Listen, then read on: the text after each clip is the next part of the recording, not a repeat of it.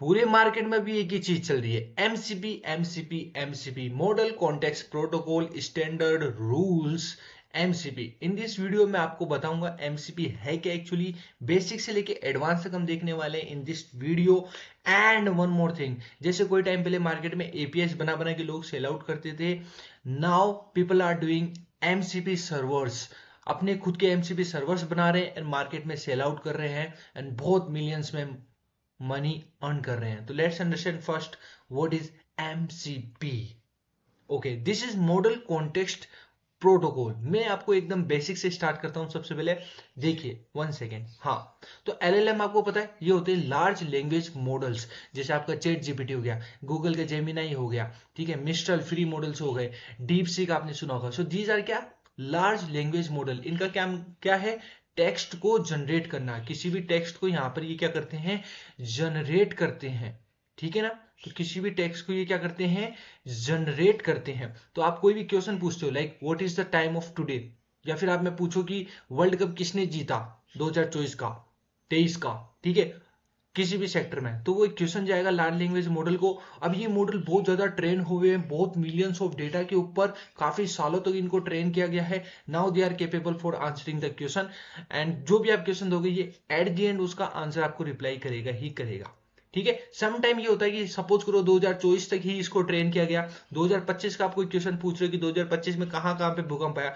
So he will not able to answer, but ये एक नकली फेक आपको क्या बना के देगा, आंसर बना के देगा। तो इसका काम क्या है, टेक्स्ट को जनरेट करना। तो एट द एंड ये टेक्स्ट तो जनरेट करेगा ही करेगा, बट इसके पास वो डेटा नहीं है। तो मैं क्या करूंगा, इसको एक कॉन्टेक्स्ट दूंगा। कॉन्टेक्स्ट इज नथिंग, एक आप डेटा सेट दोगे उसको, ठीक है, एक डेटा दोगे उसको, ठीक है। तो वो डेटा इसको मिलेगा एलएलएम को, तो उसके पास नॉलेज रहेगी। 2025 के मेरे पास बहुत सारे डॉक्यूमेंट्स पड़े, आर्टिकल्स पड़े, वो आर्टिकल्स मैंने एलएलएम को दिए, क्वेरी मैंने दी, दोनों ये काम चलाई। इसके पास में एक प्रॉम्प्ट होता है, यानी इंस्ट्रक्शंस होते हैं, रूल्स होते हैं, ये इसको गेट करेगा एंड देन ये यहां पर आपके टेक्स्ट को जनरेट कर देगा। दैट इज सो सिंपल, ठीक है। अगर मैं बात करूं कि कौन कौन से मेरे एलएलएम्स के मॉडल हैं, तो फॉर एग्जांपल मेरे पास चैट जीपीटी का मॉडल है, मेरे पास आपके जेमिनाई है, मिस्ट्रल है, लामा के मॉडल्स अवेलेबल है, ठीक है। तो this is basic thing about LLM, जहां पर आप क्वेरी देते हो, कॉन्टेक्स्ट देते हो, प्रॉम्प्ट होता है उसके पास, एंड वो एक टेक्स्ट को जनरेट कर सकता है। अगर मैं इसको बोलूं कि मेरे गिटहब के अंदर एक रेपोजिटरी क्रिएट कर दे, he will not able to create. अगर मैं इसको बोलूं कि मेरे क्लाइंट को मेल सेंड कर दे, तो he will not able to perform actions, task ये परफॉर्म नहीं कर सकता है। ये इसका काम है ओनली टेक्स्ट को जनरेट करना। यहां तक क्लियर है क्या, एलएलएम ओनली टेक्स्ट को जनरेट करेगा। तो टास्क कौन करेगा, उसके लिए मेरे को चाहिए सर एलएलएम के ऊपर, एलएलएम से ऊपर एक एजेंट चाहिए। Agent can be in any framework. Market में बहुत सारे फ्रेमवर्क्स अवेलेबल है, बहुत सारे कोड करने के तरीके अवेलेबल है, वी कैन से। तो for example we have this LangChain है, ऑटोचैन है, क्रू एआई है, ठीक है, मेटा जीपीटी है, रिएक्ट करके है, हगिंग जीपीटी है। तो there are so many frameworks. अभी मार्केट में सबसे ज्यादा चल रहा है आपका लैंगचेन, लैंग्राफ। एजेंट के फ्लो डायग्राम बनाने के लिए लैंग्राफ यूज करते हो, बाकी एजेंट क्रिएशन के लिए आप लैंगचेन यूज करते हो। एक छोटा हिंट अभी दे देता हूं, एमसीपी को भी आप लैंगचेन के थ्रू बना सकते हो। तो ये framework day by day upgrade कर रहा है खुद को नई चीजों के साथ में, विच इज गुड। और ऑल ओवर दी मार्केट में लैंगचेन सबसे ज्यादा यूज में किया जा रहा है। तो अब एजेंट की तरफ आते हैं। एजेंट क्या कर रहा है भाई, एजेंट को आप कोई भी टास्क दो कि write a email to my client, ठीक है, तो आप ये कैसे परफॉर्म करोगे, सोचो थोड़ा सा, आप खुद सोचो। आपने एक टास्क दिया इसको, ठीक है, कि उसको ये ईमेल सेंड करना है, तो एजेंट के पास आया। एजेंट क्या करेगा, आपके जो क्लाइंट का डेटा है वो कैसे लेगा, तो उसके लिए उसके पास ईमेल के क्रेडेंशियल्स होने चाहिए। तो वो क्या करेगा, एक एपीआई कॉल करेगा जिसके अंदर आपके डेटा होंगे ईमेल्स के, क्लाइंट ने जो मेल किया है आपको वो सब डेटा होगा। तो टूल, यहां पे सबसे इंपॉर्टेंट चीज काम में आती है, tool. Tool can be anything, कोई एक कोड हो सकता है जो आपने कोड लिखा है किसी भी पाइथन में, एनी लैंग्वेज, या कोई डेटाबेस में क्वेरी की मेरे को ना फलाने एक स्टूडेंट का डेटा निकालना है, टीचर का डेटा निकालना है, तो क्वेरी परफॉर्म कर सकते हो आप, ठीक है। या फिर आप कोई एपीआई को कॉल कर सकते हो इसके अंदर। सो दीज आर नथिंग, अलग अलग टूल्स होते हैं। तो ये टूल क्या करें, मेरे को ईमेल की डिटेल ला के दे देंगे। तो लेटेस्ट मेरे क्लाइंट ने कोई मेरे को ईमेल सेंड किया है, तो वो मैं कॉल करूंगा एपीआई ईमेल वाली, और मुझे मिल जाएगा मेरा लेटेस्ट ईमेल। अब ये ईमेल और मेरा टास्क, ठीक है, जो मैंने दिया है वो जाएगा किसके पास, एलएलएम के पास। तो एलएलएम के पास क्या गया, एक बार आप खुद सोचो, एलएलएम के पास गया कॉन्टेक्स्ट। कॉन्टेक्स्ट इज व्हाट, जो मैंने टूल से मैंने जो डेटा निकाला है, जो ईमेल निकाला है, वो एज ए कॉन्टेक्स्ट गया। और task is nothing my query, my input, जो इसको यहाँ पे मिल गई एलएलएम को, ठीक है। तो एलएलएम को मिल गई आपकी, और उसको मिल गया। तो एलएलएम का काम क्या है, टेक्स्ट को जनरेट करना। अब उस जो क्लाइंट ने लिखा है उसके अकॉर्डिंग वो बंदा क्या करेगा, एक आंसर बना के देगा, और वापस किसको देगा, किसको देगा वापस, ये वापस लाके देगा एजेंट को, ठीक है। एजेंट को लाके दे दिया वापस इसने, इस बंदे ने, ठीक है। अब एजेंट ने थोड़ा सा इसमें डिजाइन चेंज करी एंड वो फॉर्मेट लाके आपको दे दिया, ठीक है। या फिर आपने टास्क दे रखा है कि ईमेल सेंड ही कर दो उसको, तो टूल में एपीआई कॉल से, तो जैसे आपने गेट करी है वैसे आप पोस्ट कर सकते हो, वापस ईमेल भेज भी सकते हो, तो वो एपीआई भी मौजूद है। तो आपने जो यहाँ पर एलएलएम से अपना ईमेल जनरेट करवाया, वो जाएगा टूल के पास, टूल उसमें एपीआई कॉल करेगा एंड वो सेंड हो जाएगा, और आपको यहाँ पर आउटपुट में बोलेगा कि मैसेज इज सेंड। तो आप क्रॉस चेक कर सकते हो खुद की मेल आईडी के ऊपर जाके। तो ये सारा काम कौन कर रहा है भाई, ये सारा काम कर रहा है आपका एजेंट, जिसके पास एलएलएम है, जिसके पास टूल्स है डिफरेंट डिफरेंट, बहुत सारी एपीआई है, गेट की, पोस्ट की, गिटहब की हो सकती है, जो भी आप एपीआई दोगे उसको। हो सकता है कोई कोड है पाइथन का जो आपने लिखा है, कोई सर्विस है, कोई आप क्वेरी है आपकी, एसक्यूएल के ऊपर क्वेरी हिट करनी है, डेटा कुछ गेट करना है डेटाबेस से, so what ever it is, वो सब काम होता है टूल से, ठीक है। तो एजेंट के पास एक मस्त चीज क्या है, टूल। एक मस्त चीज क्या है, एलएलएम। एलएलएम क्या करेगा, टेक्स्ट को जनरेट करेगा। यहां तक क्लियर है क्या। मेमोरी यहां क्या कर रही है, सपोज करो मैंने एक टास्क दिया, आंसर आ गया, ठीक है। अब मेमोरी उस डेटा को स्टोर करके रखेगी। नेक्स्ट आप जब भी कोई नया टास्क लिखोगे, तो उसने जो पहला टास्क किया, इससे पहले वाला टास्क, उसको ध्यान में रख के नेक्स्ट टास्क परफॉर्म करेगा। लाइक राहुल को मैंने मेल सेंड किया, उससे मुझे आंसर मिला, अब उसने नया मेल किया, तो मानूंगा कि राहुल का नेक्स्ट ईमेल सेंड करो एज अकॉर्डिंग मैंने प्रीवियस जो चीज लिखी है उसको ध्यान में रख के। तो मेमोरी में वो चीज स्टोर रहती है। इससे आप एक पूरा, एक इसको बोलते हैं थ्रेड, एक थ्रेड में ये चीज मेंटेन रहती है। तो समझ में आया एलएलएम क्या कर रहा है, ठीक है। समझ में आया एजेंट क्या कर रहा है। Good, good to go. आगे चलें। तो अब यहां पर एक अच्छा पॉइंट बनता है, इसको समझो थोड़ा। तो सर यहाँ टूल्स क्या परफॉर्म कर रहे हैं, तो टूल सर मैंने जहां तक अभी आपने बताया, जहां तक मेरे को समझ में आ रहा है, टूल्स कोई एपीआई हो सकती है, कोई रनिंग कोड हो सकता है, कोई क्वेरी हो सकती है, ठीक है। तो टूल्स क्या है, लाइक वेब सर्च, यानी कि मान लो एक एजेंट बनाया कि मेरे को लेटेस्ट इंडिया के ऊपर कोई टैरिफ लगा है, या फिर कोई भी लेटेस्ट न्यूज है इंडिया के ऊपर, वो लाके दो। तो ये क्या करेगा, वेब सर्च करेगा, जो इंटरनेट के ऊपर वेबसाइट्स है उनको सर्च करेगा, तो उसकी एपीआई मेरे पास होगी। मेरे को कुछ कैलकुलेट करना है, तो कैलकुलेटर का एक कोड मैंने लिख रखा है, ठीक है, प्लस माइनस गुणा भाग का कैलकुलेटर का कोड है, वो एज ए टूल बना के मैंने रख रखा है। हो सकता है कोड का इंटरप्रेटर मैं बना सकता हूँ, फाइल को रीड करने का कोड लिख सकता हूँ, डेटा बेस कनेक्शन में का कोड में लिख सकता हूँ। दैट्स वाई यहाँ इंपॉर्टेंट है रनिंग कोड। तो एज ए टूल आप एक रनिंग कोड भी कर सकते हो। एपीआई का रिक्वेस्ट कर सकते हो कि एपीआई कॉलिंग के लिए, गेट के लिए, पास्ट है, पोस्ट के लिए, PDF parser, CSV, email sender, समझ रहे हो, task scheduler, SQL engine, image generator, weather को चेक करने के लिए, एंड रैग, ठीक है। रैग होता है, आपको पता होगा आई थिंक, चैटबॉट होते हैं ना, नॉर्मली आप क्वेश्चन परफॉर्म करते हो, तो जब भी आप कोई क्वेश्चन देते हो और आप कॉन्टेक्स्ट एज ए डॉक्यूमेंट देते हो उसको, एलएलएम को, ठीक है, तो एलएलएम उन डॉक्यूमेंट से उस क्वेश्चन का आंसर निकाल के लाता है, उसी डॉक्यूमेंट से उसका आंसर जनरेट करवाता है, डेट इज योर रैग, ठीक है। इसकी वीडियो भी अवेलेबल है, आप देख सकते हो मेरे चैनल के ऊपर। नाउ दिस, ये सब अपने अपने कस्टम टूल्स हो गए, ठीक है।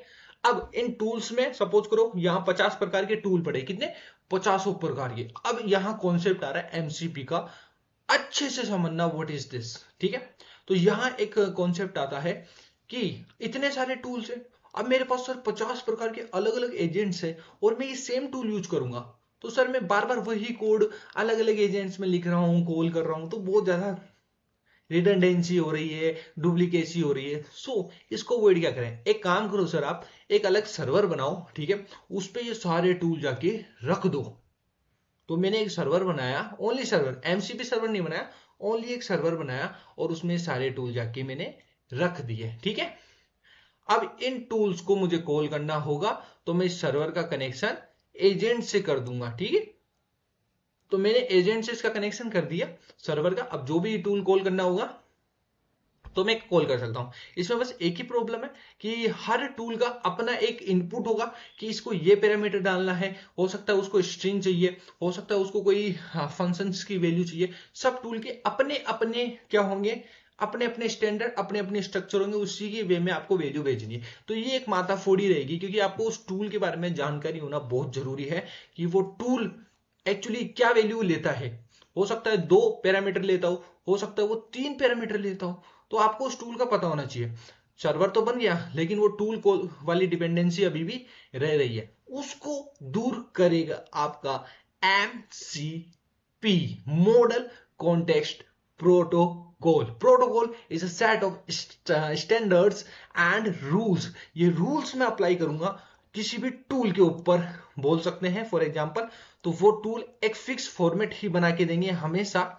ठीक है, तो वो प्रोटोकॉल मैं बना दूंगा। जैसे एक HTTP का प्रोटोकॉल होता है ना कि गेट के लिए करो, पोस्ट के लिए करो। ठीक है, 200 वाली आई मेरी रिक्वेस्ट, 400 आ रहा है कोड का स्टेटस, 500 का मतलब क्या होता है। तो दीज आर HTTP प्रोटोकॉल्स। ठीक है, सेम MCP के अपने प्रोटोकॉल है जो इन टूल्स के ऊपर, कोई भी डेटाबेस के रिसोर्स के ऊपर, या फिर कोई भी प्रोम्प्ट, इवन आप जो LLM को प्रोम्प्ट लिखते हो ना, तो आपने तो सिंगल लाइन प्रोम्प्ट लिखा, अब मैं चाहता हूं ये मॉडिफाई होके रहे अंदर जब भी जाए, तो मैं क्या करूंगा, मल्टीपल ऑफ प्रोम्प्ट्स भी इस सर्वर में रख सकता हूं। तो मैं क्या क्या रख सकता हूं, रिसोर्स रख सकता हूं, टूल्स को रख सकता हूं, प्रोम्प्ट को रख सकता हूं। ठीक है, तो डिफरेंट डिफरेंट चीज में रखूंगा। अब इनके ऊपर सेट ऑफ एक प्रोटोकॉल स्टैंडर्ड काम करेगा, that is your MCP, model context protocol. यानी कि किसी भी मॉडल को, लाइक फॉर एग्जांपल मेरे पास LLM का मॉडल है, उसको मेरे को क्या देना पड़ेगा, एट द एंड तो कॉन्टेक्स्ट तो देना ही है। ठीक है, तो ये कॉन्टेक्स्ट कहां से मिलेंगे, मेरे को सर्वर से मिलेंगे अलग अलग कॉन्टेक्स्ट। ठीक है, इस टूल का जो भी मैं कॉल कर रहा हूं, ठीक है, तो वो कॉन्टेक्स्ट मुझे मिलेगा, लेकिन उसके ऊपर एक सेट ऑफ प्रोटोकॉल लगना चाहिए, ताकि मेरे को हर टूल की डीप डिटेल जानने की जरूरत नहीं होगी, केवल ओनली उस सर्वर के बारे में मुझे पता होना चाहिए। That is all. ठीक है, आ जाओ। तो यहां देखो, ये कस्टम टूल थे अब तक before MCP। These are some custom tools for agent. No standard, no protocol follow. क्यों, अब स्टैंडर्ड की क्या जरूरत है, यही समझ में आ रहा है सर। रीयूजेबिलिटी का एक कॉन्सेप्ट समझ में आता है मुझे सर। एक एरर हैंडलिंग अच्छे से हो जाती है, मेरे को प्रॉपर आउटपुट आएगा, एरर आएगी, मैं समझ पाऊंगा कहां मैं एक प्रॉब्लम कर रहा हूं। एक इंटरऑपरेबिलिटी, यानी tool can be shared, combined and diploid eight a scale, maximum scale पर, लोअर स्केल के ऊपर, तो that things can be performed in this case. Now MCP को अपन समझते हैं अच्छे से होता क्या है। तो this is model, this is your context, this is your protocol. Protocol nothing, set of standards. Okay, what is model? Model is like LLM models like ChatGPT, Gemini। हो सकता है तुम्हारा मॉडल टेक्स्ट ही लेता हो। अब कुछ मॉडल ऐसे हैं जो इमेज ले रहे हैं, कुछ जेमिनाई के मॉडल्स अगर तुम्हें पता हो, जैसे VO3, वो वीडियो की वीडियो लेता है, वीडियो ही देता है एज ए आउटपुट, वीडियो ही लेता है। ठीक है, तो आपके मॉडल्स डिपेंड करते हैं वो क्या लेते हैं, टेक्स्ट लेते हैं, इमेज लेते हैं, वीडियो लेते हैं, ऑडियो लेते हैं, आउटपुट क्या देते हैं। तो these are some different different models. अब उनका मेन काम क्या है, मोस्ट इंपॉर्टेंट किसी भी LLM के लिए क्या है, देखिए MCP बना क्यों, बढ़िया से बढ़िया, बेहतरीन से बेहतरीन मैं उसको कॉन्टेक्स्ट दे सकूं, बेहतरीन। कोई भी LLM मॉडल कमजोर नहीं है, सब आज के टाइम पे एक दूसरे को कंपीट कर रहे हैं बढ़िया, और आगे भी और अच्छे अच्छे आते रहेंगे मॉडल। तो लेकिन उनको कॉन्टेक्स्ट देना इंपॉर्टेंट है। उनका काम तो है जनरेट करना, लेकिन उनको आप कॉन्टेक्स्ट तो दो। Context is something relevant information provide to the model. जो भी आपकी इंफॉर्मेशन है वो आपने प्रोवाइड करी, ताकि वो समझ सके कि उसको करना क्या है, क्या API कॉल करनी है, क्या गेट करनी है, कैसे रेस्पॉन्स करना है, कैसे एक्ट करना है, कौन सा उसे प्रॉम्प्ट देना है, कौन से टूल्स देने। So that thing is your context. सारा खेल ही इसका है, एंड उसमें अपन एक प्रोटोकॉल फॉलो करके चल रहे हैं। So this context can be prompt, tool, कोई भी डॉक्यूमेंट हो गया, कोई भी रिसोर्स हो गया, कोई भी कोड हो गया। This is most important for the LLMs। Okay, so MCP servers के अंदर क्या रहेंगे, मेनली 3 चीजें रहेगी। 3 चीज, tools, resource and prompts. Okay, these three things will be maintained into the MCP server. इनको कॉल करने का अपना तरीका लाइक @tools लिख दो, किसी भी कोड के आगे किसी भी फंक्शन आगे तो वो टूल बन जाता है, रिसोर्स लिखोगे रिसोर्स बन जाएगा, प्रॉम्प्ट लिखोगे प्रॉम्प्ट बन जाता है। तो इनके एक प्रॉपर वही चीज आ गई, एक प्रॉपर स्टैंडर्ड है, कोड के टूल्स है। लाइक फॉर एग्जांपल यहाँ एक वेबसाइट अवेलेबल है इसकी, मॉडर्न कॉन्टेक्स्ट प्रोटोकॉल की, आप सर्च कर लेना इंटरनेट पर। तो इन्होंने पूरा एक प्रॉपर वे भी समझा रखा है कैसे आप खुद का एक सर्वर बिल्ड कर सकते हो, ठीक है, प्रॉपर वे इन्होंने समझा रखा है। आने वाली वीडियोस में अपन इसको डिटेल में समझेंगे भी कि कैसे मैं खुद का एक एमसीपी सर्वर बना सकता हूं या एग्जिस्टिंग सर्वर्स को कैसे यूज कर सकता हूं, दोनों ही चीज देखेंगे, ठीक है।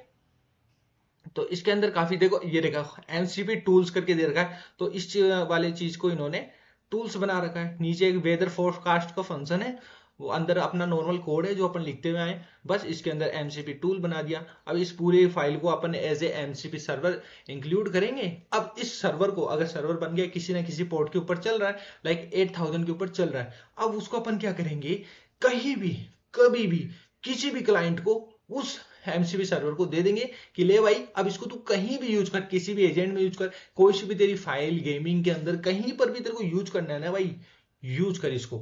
लिए एक सर्वर बना के दे दिया मैंने, इसमें ये टूल्स है, मजे कर अब तू।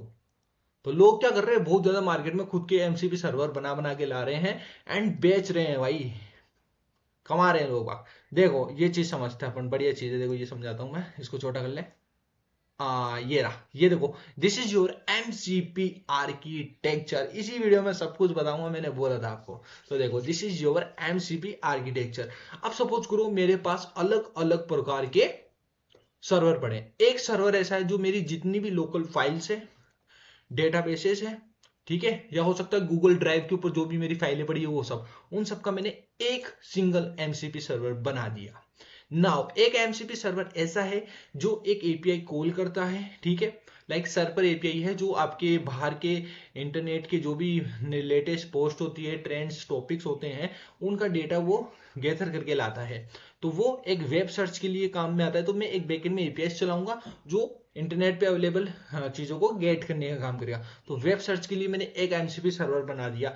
एक मैंने एमसीपी सर्वर बना दिया है गिट हब के लिए, लाइक मेरे को कोई भी चीज लेटेस्ट उसमें रेपोजिटरी क्रिएट करनी है, तो मैं एक सिंगल लाइन लिखूंगा, create me repository with name this, create कर देगा। और ये मेरा कोड है, इस फलानी लाइन में इस फाइल को ऐड कर दो, कमिट कर दो, पुश कर दो, इस ब्रांच में create me a new branch, delete this branch. Line लिखनी है आपको, तो इंग्लिश में वर्ड लिखना है, वो अपने आप बैकएंड में एपीआई इसको कॉल करेगा, वो उसकी हेडेक है कैसे क्या करेगा। सो ये सब पॉसिबल है एमसीपी सर्वर पे। काम तो एलएलएम कर रहा है, लेकिन कॉन्टेक्स्ट किसने दिया, एमसीपी ने दिया। दैट्स वाई एमसीपी यहाँ बहुत इंपॉर्टेंट हो जाता है। और लोगों ने मार्केट में ऑलरेडी भर भर के गिटहब ने खुद का एमसीपी सर्वर लॉन्च कर दिया है एंड मेनी मोर। मैं आपको दिखाता हूं, मेरे पास है कंटेंट इसका। ओके ये रहा एमसीपी का सर्वर्स। अगर आपको दिखाऊं तो देखो गिटहब ने खुद का एक सर्वर निकाल रखा है, और इसमें कुछ हार्ड नहीं है कि इसको कर ही कैसे भाई, कुछ ही नहीं करना। इन्होंने पहले तो खुद की डिटेल दे दी कि हम क्या कर सकते हैं, क्रिएट कर सकते हो आप, पुश कर सकते हो। तो ये सब इन्होंने अलग अलग फंक्शंस बना रखे हैं डिफरेंट डिफरेंट, ठीक है।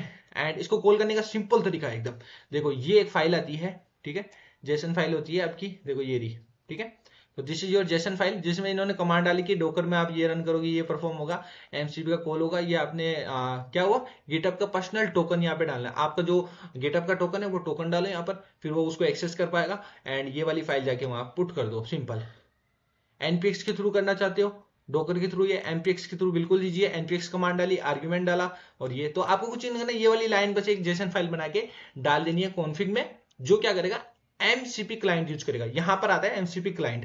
तो ये प्रोटोकॉल्स की जो बात चल रही है ना, प्रोटोकॉल्स की बार बार, ये है वो प्रोटोकॉल मेरे बच्चे। This is your protocol. आपने एमसीपी सर्वर्स लिया, उसमें एक सर्वर है मेरा गिटहब, जिसके करने का तरीका ये है, this is the protocol, okay. तो वो बाकी सारा काम तुम्हें बस कमांड लिखनी है, बाकी बैकएंड में वो कॉल वोल सब करेगा। So this is so good thing जो डे बाय डे मार्केट में बढ़ती जा रही है। तो ये एमसीपी प्रोटोकॉल्स वर्क करेंगे, और आपका एक एमसीपी का क्लाइंट होगा, उसको वो जेसन फाइल मिलेगी। अब आप उस सर्वर को एक्सेस कर सकते हो, ठीक है। एमसीपी प्रोटोकॉल इज नथिंग, अगर मैं आपको थोड़ा नीचे दिखाऊं, देखो एमसीपी बेसिकली यूज करता है जेसन आरपीसी 2.0 की file, that is your RPC protocol, जो इस आरपीसी प्रोटोकॉल के अंडर में आती है, ठीक है। So client and server send request to each other and respond accordingly. So ये ही वो फाइल है एमसीपी प्रोटोकॉल की, जेसन आरपीसी वाली, जिसके थ्रू वो क्या करते हैं, क्लाइंट और सर्वर आपस में इंटरेक्ट कर पाते हैं। ठीक है, this is so simple guys. या इसके अंदर देखो क्लाइंट डेवलपमेंट का भी कोड दे रखा है, ये रहा ये रहा 1 सेकेंड बस, ये रहा एमसीपी का आपने एक क्लाइंट बनाया। ठीक है, ये आपने यहाँ क्लाइंट बनाया सिंपल सा, लिस्ट ऑफ आपने क्या करे यहाँ से वो गेट करे डिटेल्स एंड दैट्स ऑल। इसके अंदर आपने सिंपली यहाँ क्वेरी परफॉर्म करी है, नॉर्मल लिस्ट ऑफ निकाले हैं। So you know all over the thing is about, हम डिटेल में इसके ऊपर कोड के ऊपर भी वीडियो देखेंगे। सो मुझे ये बता दो, आपको अब एमसीपी समझ में आया क्या? समझ में आ गया ना क्या एमसीपी हो रहा है, क्या रामायण है? कुछ ही नहीं है, हमें ये चीज तो समझ में आ गई सर, ये एजेंट से ही सारी गाड़ी निकली है, टूल से ही निकला है, जो भी है स्टैंडर्ड इन्होंने एक प्रोटोकॉल लाके दे दिया मेरे को कि इसको फॉलो करो, मेरे को तो बस जेसन फाइल लाके दे दो, मैं मेरे क्लाइंट में डाल दूंगा, फिर मैं उस सर्वर को एक्सेस कर पाऊंगा। दैट इज ऑल सिंपल यार, कुछ टफ नहीं है इसके अंदर। सो या that's all about the MCP. Next video में हम देखने वाले हैं कोड डिटेल में, एमसीपी का अपना खुद का सर्वर बनाएंगे। So be on this video, subscribe this channel, like this video. अगर मजा आया तो मिलते हैं नेक्स्ट वीडियो के साथ में इंजीनियर साहिल का ज्ञान। थैंक यू सो मच, जय हिंद जय भारत।